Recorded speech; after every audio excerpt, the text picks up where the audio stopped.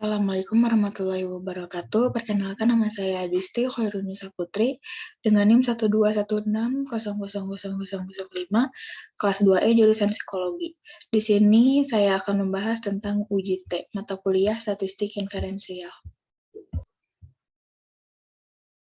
UJT ini diturunkan oleh WS Goset tahun 1908. Dinamakan distribusi student karena waktu dipublikasikan, Goset menggunakan nama samaran yaitu student dan huruf T yang terdapat dalam istilah uji T dari huruf terakhir dari nama beliau. Sejak itu distribusi bagi T ini disebut distribusi student T. Di sini ada fungsinya, yaitu yang pertama untuk menguji rata-rata suatu sampel. Lalu yang kedua untuk membandingkan rata-rata dua sampel. Ada tidaknya perbedaan rata-rata tersebut. Lalu ada spesifikasi. Yang pertama data yang berskala ukur, interval atau rasio. Yang kedua data berdistribusi normal. Lalu yang ketiga ukuran sampel kecil lebih kecil dari 30. Yang keempat jika sampel lebih dari 30, uji T sama dengan uji Z. Hanya pada uji T diasumsikan simpangan baku populasi atau tidak diketahui. Lalu di sini ada jenis-jenis uji T. Yang pertama, satu sampel, yaitu digunakan untuk membandingkan rata-rata suatu sampel dengan suatu nilai konstanta tertentu. Lalu yang kedua ada dua sampel, dibagi dua, yaitu ada yang berpasangan dan yang bebas.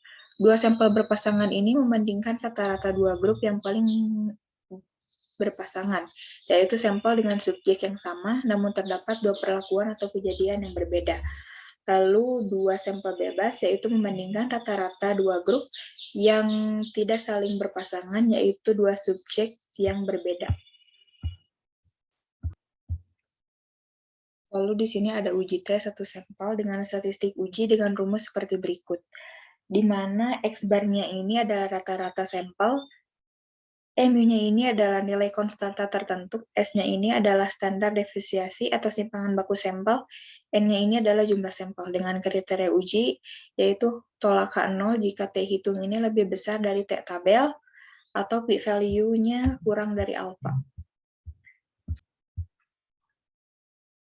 Lalu di sini ada uji T dua sampel yang berpasangan dengan statistik uji dengan rumus seperti berikut, di mana X bar satunya ini adalah rata-rata sampel 1, X2-nya ini adalah rata-rata sampel 2, S1-nya ini adalah simpangan baku sampel 1, S2-nya ini adalah simpangan baku sampel 2, dan R-nya ini adalah korelasi antara dua sampel dengan kriteria uji yaitu tolakan 0 jika T hitung lebih besar dari T tabel atau p-value-nya ini kurang dari alfa.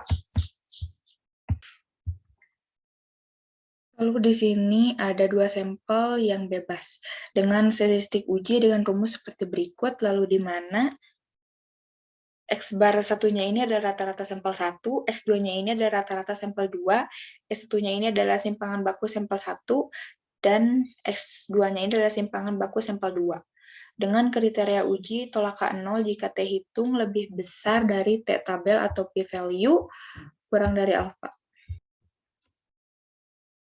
Lalu di sini ada kasus 1, yaitu seorang peneliti ingin mengetahui efektivitas penggunaan pupuk A terhadap produktivitas tanaman padi. Peneliti tersebut melakukan uji pada 10 petak sawah dan hasilnya masing-masing seperti berikut. Nah, dan diketahui rata-rata produktivitas nasional adalah 5 ton per ha. Dengan apa 5%? Ingin diketahui apakah rata-rata produktivitas tanaman padi dengan penggunaan pupuk A sama dengan rata-rata produktivitas nasional. Nah, di sini ada hipotesis statistik uji normalitas, yaitu H0 data berdistribusi normal dan H1-nya ini adalah data tidak berdistribusi normal. Nah, untuk hipotesis statistiknya ini adalah H0, yaitu rata-rata produktivitas tanaman padi dengan penggunaan pupuk A sama dengan rata-rata produktivitas nasional. Lalu H1-nya ini adalah rata-rata produktivitas tanaman padi dengan penggunaan pupuk A berbeda dengan rata-rata produktivitas nasional. Lalu untuk alfanya sendiri adalah 5%. Lalu di sini juga ada kasus 2. Nah, untuk yang kasus tadi yang pertama itu adalah untuk yang satu arah.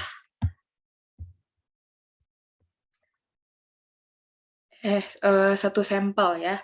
Nah, untuk yang kasus 2 ini tuh adalah kasus 2 arah.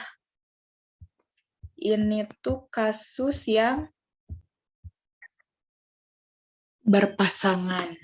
Nah, sedangkan untuk di sini juga ada kasus yang ketiga. Nah, ini kasus yang ketiga itu termasuk ke dalam 2 sampel yang bebas. Kita akan analisis kasus yang pertama, yaitu yang ini. Ini kita akan analisis menggunakan aplikasi SPSS.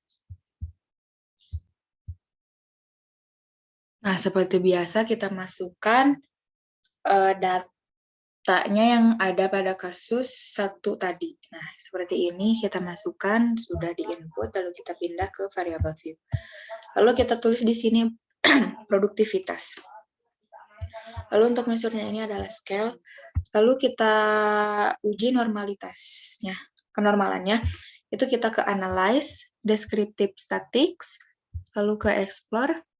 Nah, untuk ini kita untuk produktivitasnya ini kita pindahkan ke dependent list, lalu kita plots, lalu kita continue.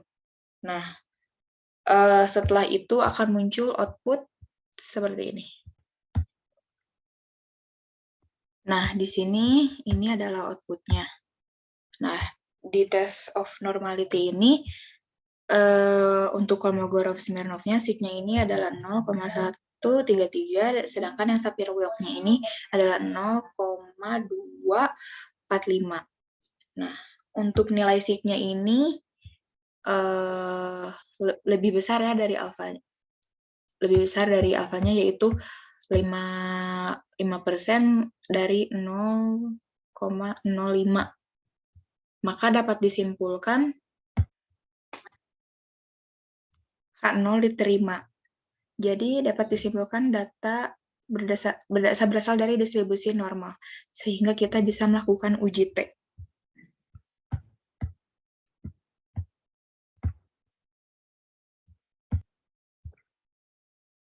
Langkah untuk uji T, kita ke analyze, kemudian klik compare means. Nah, lalu pilih one sample di tes. Lalu pindahkan kolom produktivitas ini ke tes variabel.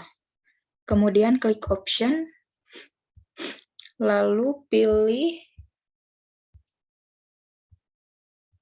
Nah, kita karena menggunakan alfanya 5%, jadi di sini sisanya itu kan 59%.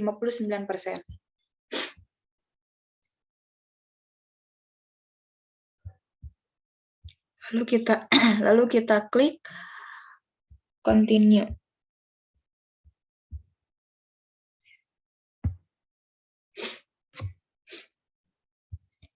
Ubah test value-nya ini 5. Lalu kita oke.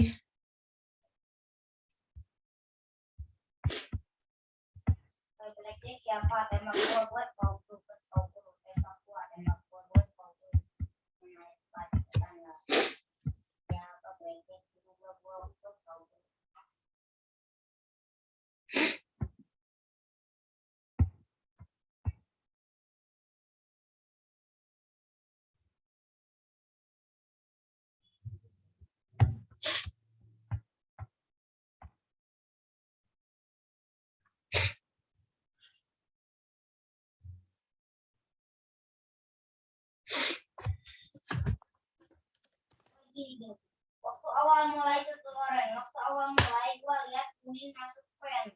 Coba pengen masuk fan, lo bisa nggak masuk fan?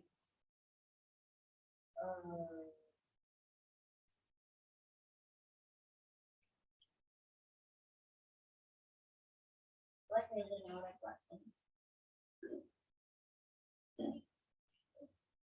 Coba masuk fan. Coba. Kalau ada imposter yang mana?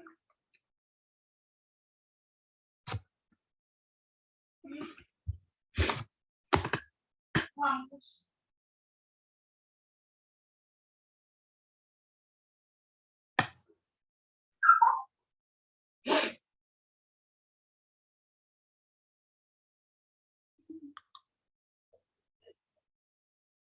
Segitu ya.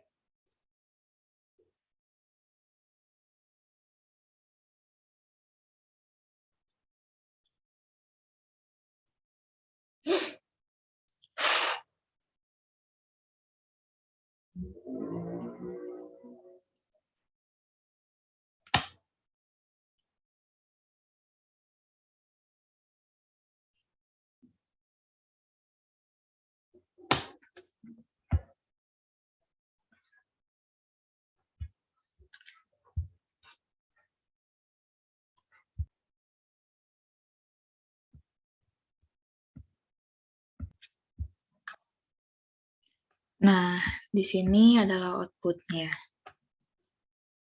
Untuk kriteria ujinya ini adalah tolakan 0 jika T hitung lebih besar dari T tabel atau p-value-nya kurang dari alfa. Nah, berdasarkan hasil ini kita peroleh nilainya tuh ini ya T-nya, yaitu 4,583 dan untuk p-value-nya ini adalah 0,001. Nah, jadi T hitungnya ini yaitu kan untuk alfanya kan 0,05 dan dB-nya ini sama dengan N2 sama dengan 28 diperoleh dari T tabelnya ini 2,62. Jadi T hitung lebih besar dari T tabel yaitu nilai ini 4,583 ini lebih besar dari 2,62 atau p-value-nya ini 0,001 lebih kecil dari alfanya tadi. Nah, alfanya ini adalah 0,05. Maka dapat disimpulkan H0 ditolak. Nah, berdasarkan hal tersebut, dapat disimpulkan bahwa rata-rata produktivitas tanaman padi dengan penggunaan pupuk A ini berbeda dengan rata-rata produktivitas nasional. Mungkin yang saya bisa dapat sampaikan seperti itu saja. Mohon maaf apabila ada kekurangannya. Saya ucapkan terima kasih. Wassalamualaikum warahmatullahi wabarakatuh.